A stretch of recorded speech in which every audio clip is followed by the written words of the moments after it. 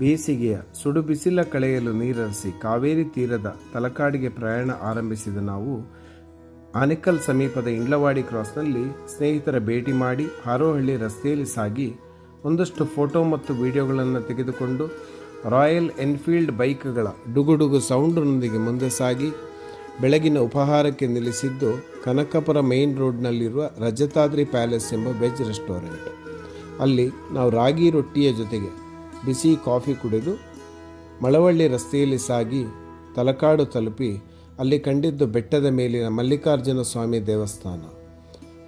ಮಲ್ಲಿಕಾರ್ಜುನ ಸ್ವಾಮಿಯ ದರ್ಶನ ಮುಗಿಸಿ ಅಲ್ಲಿಂದ ಹೊರಟ ನಾವು ಕಾವೇರಿ ತೀರವನ್ನು ಕಂಡು ಮುಂದೆ ಸಾಗಿ ತಲಕಾಡಿನಲ್ಲಿ ಪಂಚಲಿಂಗ ದರ್ಶನ ಪಡೆದು ನೀರಿನಲ್ಲಿ ಎದ್ದು ಬಿದ್ದು ನೀರೆರಚಿ ಸುಮಧುರ ನೆನಪುಗಳೊಂದಿಗೆ ಮಧ್ಯಾಹ್ನದ ಊಟವನ್ನು ಮುಗಿಸಿ ಹೊರಟ ನಾವು ಕನಕಪುರ ಸಮೀಪ ಬೆಲ್ಲದ ಚಹಾ ಕುಡಿದು ಮನೆ ಸೇರಿದೆವು.